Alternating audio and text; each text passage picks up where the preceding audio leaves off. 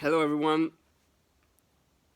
Here to serve you and to share some words um, of inspiration re- regarding what the Ramchal says about our state in this world. There's different ways we can look at ourselves and different ways we can look at um, who we're going to be in the next world and how we should look at ourselves in this world. So the main idea the Ramchal says, and he speaks about zehirut, being aware, which one of the greatest traits and the hardest to achieve, is that he says we are a soul and a body, and from the moment you are born, there is that fight between the soul and the body. Your entire life is the fight of good against evil, the fight of spirituality against physicality. Well, not the physicality, but the bad that can come from just being focused on the physical. Physical is neutral, but can become good or bad. Depends how we use it. But in the fight starts in you. Every day, from the moment you wake up, you have a battle. The battle of going out of bed or staying in your bed and sleeping. Your body fights your soul. The battle of going to eat, and the Ramchal says it's a war when you eating what's good or what's healthy, what tastes good or what's really good for you on a physical level. The fight between the mind and the heart. The mind is supposed to learn Torah. He's here for a mission. You have to be like a soldier who is here and has a strategy and not following just the body, the pleasures, the physicality of this world. Otherwise, you're going to be trapped. The enemy, every second, is trying to trap you. There's a snake at every door. You have to be constantly aware. So look at your life like that. Your life is a movie, and you're the soldier in the movie.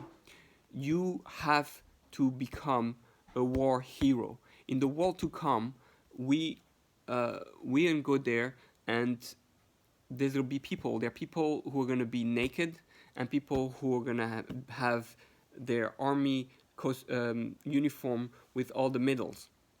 And that's really the reality. Who do you want to be in the world?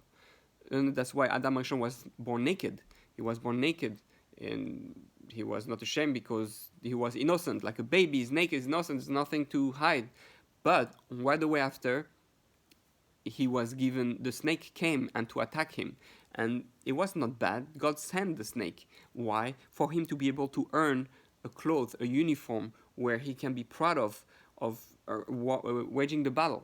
This whole world is good against evil. This whole world is the spirituality fighting with the physical to try to elevate the physical and not be trapped by the physical.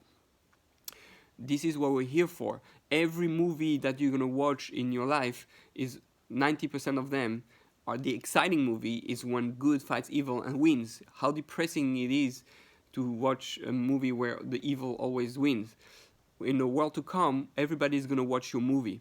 In the world of reward, we're going to see you, and they're going to see what uniform you have, how many medals, and there'll be a lot of popcorn because it's for eternity.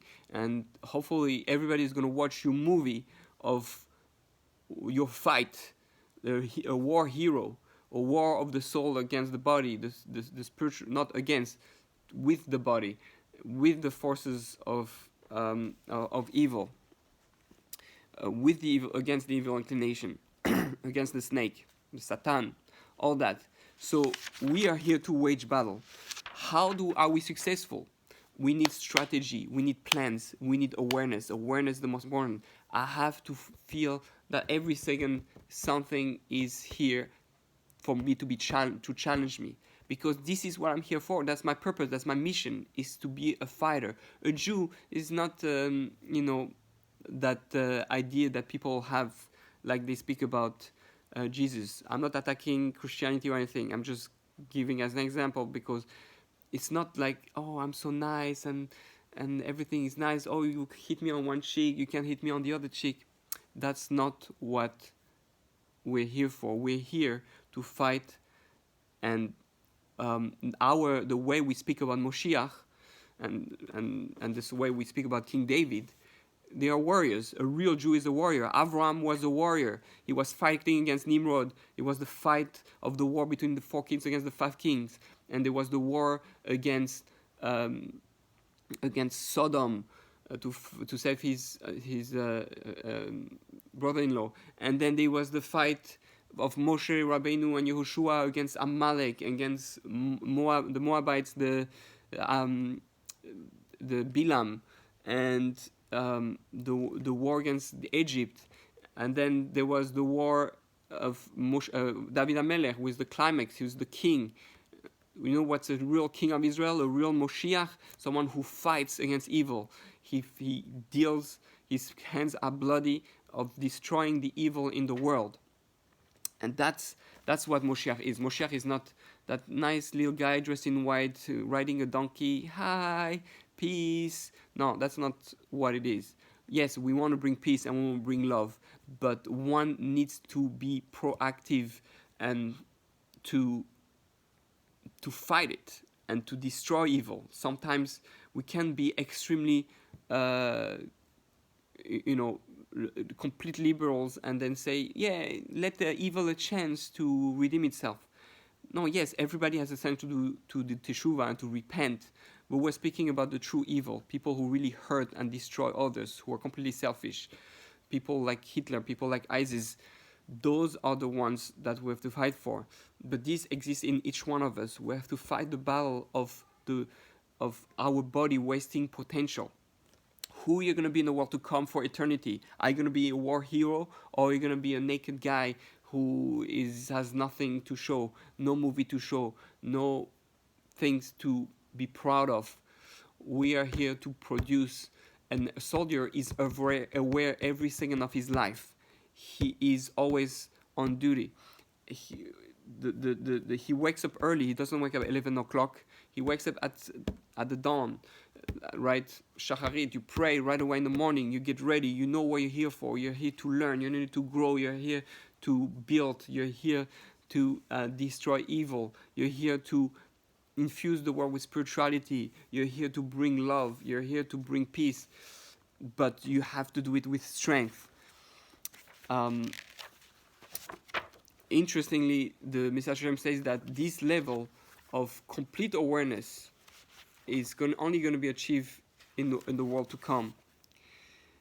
Alacrity, zehirut, is indeed a virtue of immense perfection, which man's nature prevents him from attaining completely in the here and now. It's like someone wearing tefillin every second. He wears tefillin every second because he has to be aware of everything that's happening. And you need strategy to fight that evil. If you just go there without strategy, without weapons, without a plan, without the Torah, without the map, you are lost in the gazebo. You are lost in this world. You're going to lose against evil. Evil is very smart. It's part of nature. There's a system, habit, and the body loves it. And we have to be constantly aware of that. Man's nature prevents him from attaining completely in the here and now. He who overcomes his nature and seizes the virtue of alacrity with all of his ability will truly be granted in the future.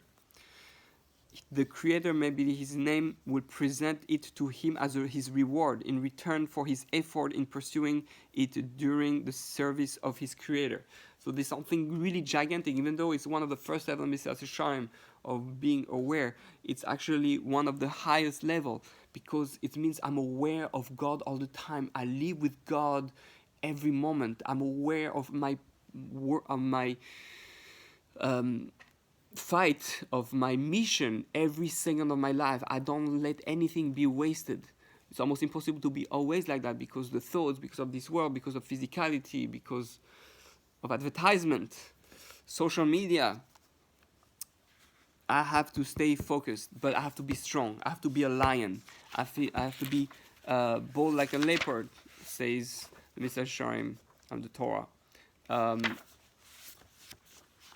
And I have to not be afraid to stand up against evil, and to really be proactive. Like Einstein says, the most dangerous people the worst, the most evil people are people really who just look at the evil in the world, don't do anything about it. Don't be a bystander. Don't be just an observer. Be proactive. Be the hero in your movie. This world is your movie. Every movie has a hero. Everybody loves the hero of the movie. Be the hero that everybody loves, for yourself, for the world, for God. This is true love. So, again, this is what we learn from King David, who has his hands so bloody he was not even allowed to build the first temple. But he prepared everything for the temple. And so we have to prepare ourselves, be ready for the third temple to be rebuilt very soon, as warriors, as loving warriors of holiness.